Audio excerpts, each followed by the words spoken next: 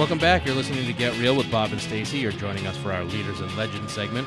And our guest today is Anil Gupta. He's an author and a coach that transforms people's lives in a matter of minutes. Welcome to the show, Anil. It's my pleasure. Thanks for having me.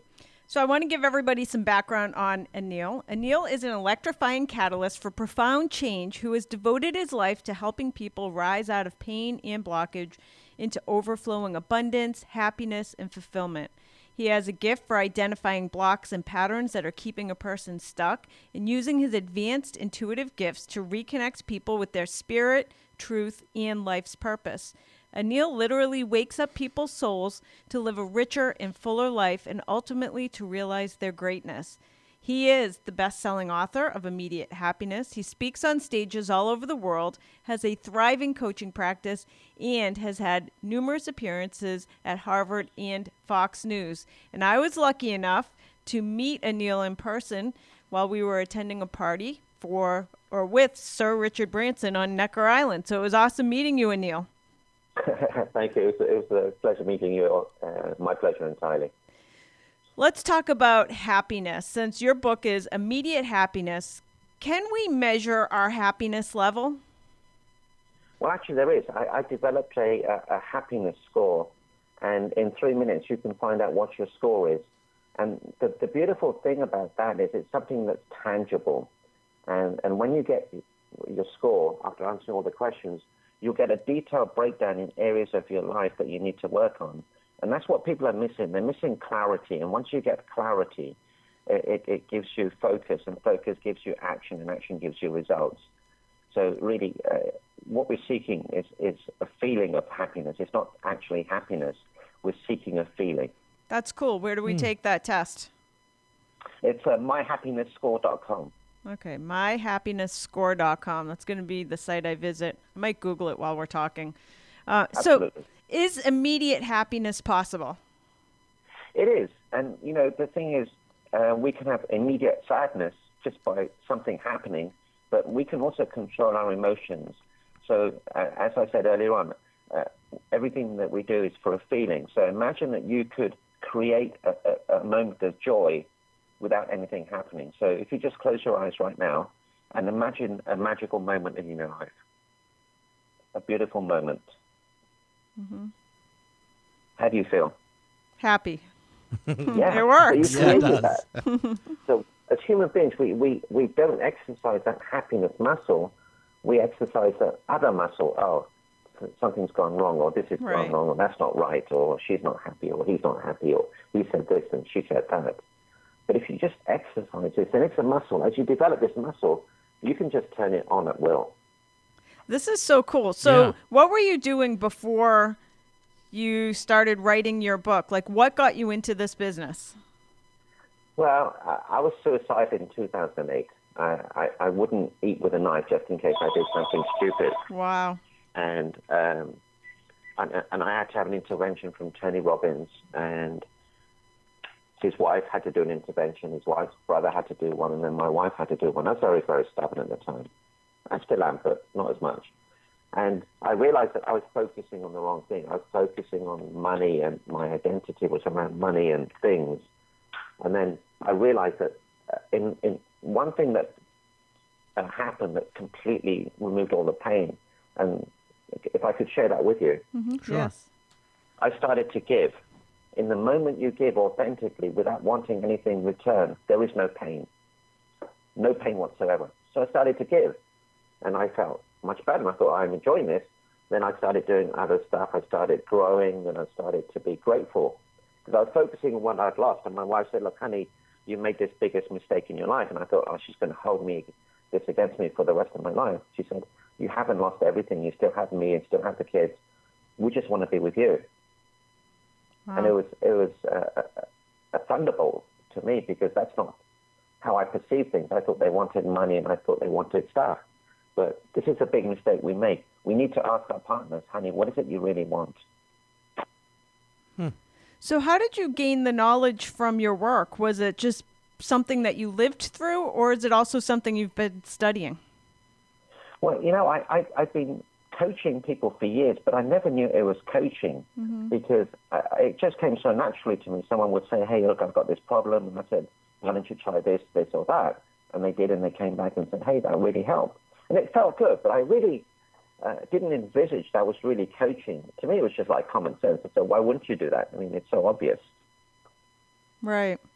So it seems like, especially like in today's world with so much turmoil in the United States, at least with the election and everything, there's so many unhappy people. How do you explain that?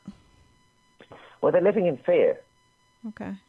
And the secret to a happy and joyous life is the 3 Gs. If I could share the 3 Gs with you. Yes, Please do. Okay. The first G is you have to give. Give your time, your energy, your love, your commitment, your joy, your gift, your money. Give it away without wanting anything in return.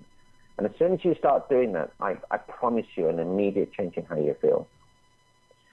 The second G is you have to be grateful for what you have and don't focus on what you don't have. So if I could just ask you to look at your hands, when was the last time you said thank you to them? Never. Probably not ever. Yeah. Imagine, all the things that they've done for you. They've caressed the people that you've loved the most. They've fed you, looked after you, protected you. They've written beautiful notes. Interesting. Imagine a life without them. Yes. Totally It's different pretty perspective. awful. Yeah. So it's the little things that are the big things. Your eyes, your teeth, your health, your friendships. Be grateful for what you have. An exercise I would give you is to write down 50 to 100 things you're grateful for. And as you do this exercise, you'll start feeling differently. And the third G is you have to grow. Emotionally, physically, spiritually, and mentally. So at any given time, one of those 3 Gs is always lower than the rest. So if you focus on that lowest G and you raise that lowest G, everything starts to change. And this is what I think people are missing. They're missing clarity because they don't know how to live a fulfilled, joyous life. It's got nothing to do with money. It's how you show up as being a grateful person, a giving person, or a growing person. Wow, that's awesome stuff. Well, there's millions of self-help books out there. There's all kinds of books on building a happier life. What is so different about your book, Immediate Happiness?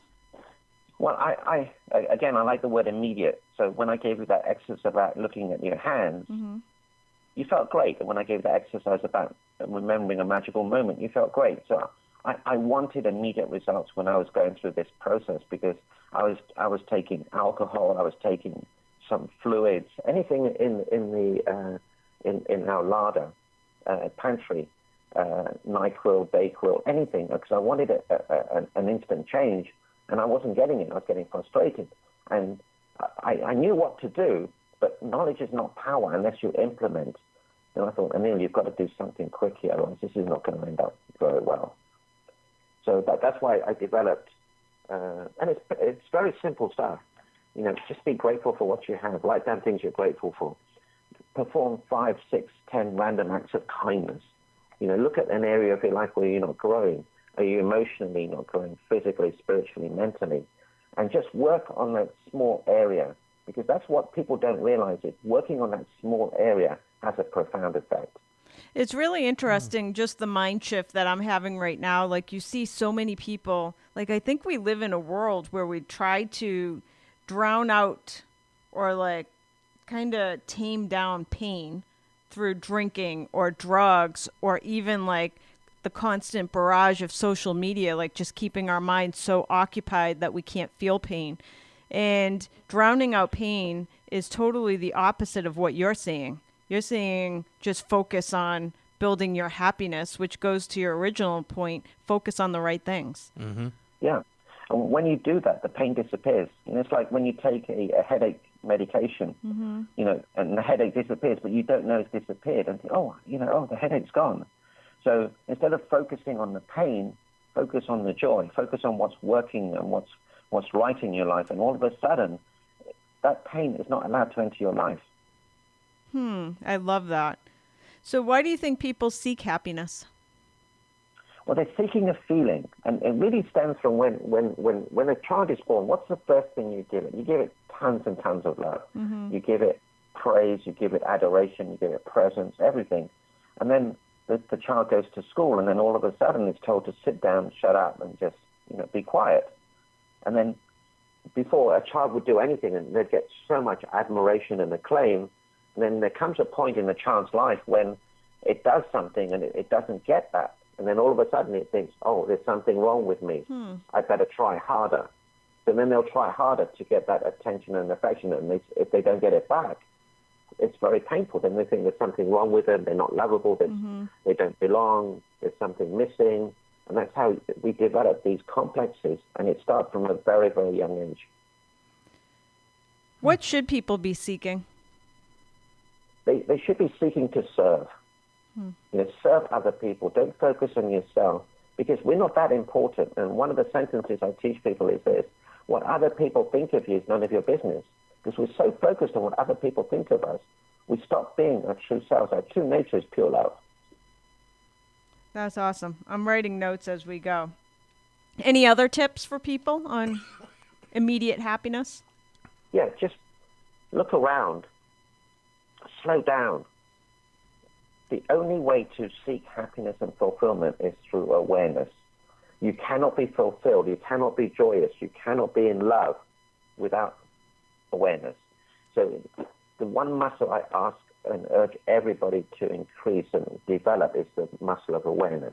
So if you just sit down, look around you, and just be aware of, your skin, your feet, where you're sitting, where you're standing, the light conditions, the people around you, the things that you see, the things that you don't see, the things that are in the room, out the room, the atmosphere, the weather. So develop that muscle, and as you get awareness, things start to change. And that's a very big thing. What advice do you have for people that are going through marital problems? How do you stop a marriage from failing?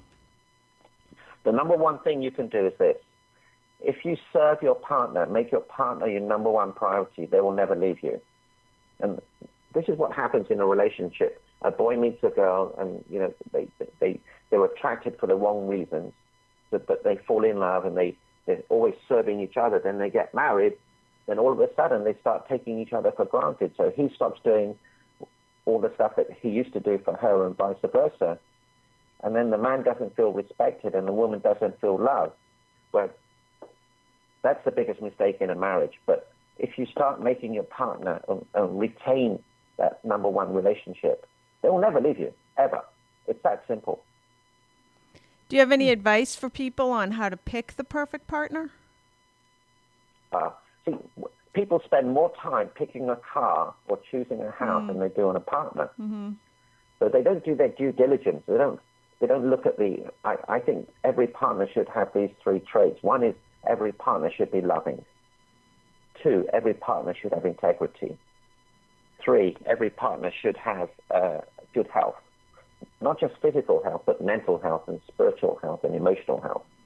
Because, if you get into a relationship and you get into a relationship with someone who's got so much baggage, so much emotional baggage, it's not going to work out. I mean, it's going to be painful. But then you're in that relationship and you think, oh, I might as well stay in here. I know what I'm getting. And then people compromise and they settle. Well, it doesn't have to be that way. Let's talk about being a parent. What are the biggest mistakes you think parents make? The biggest mistake that parents make is they make their children their number one priority instead of their partners. Because if you make your child your number one priority, or one partner does, then they lose that connection between themselves. So the other partner will start. Normally, it's the male. Normally, he'll start working harder, longer business hours. He'll start playing tennis, golf, and he'll take trips. And then when the kids go to university, the mother will look around and say, hey, honey, I'm back. But he's well gone.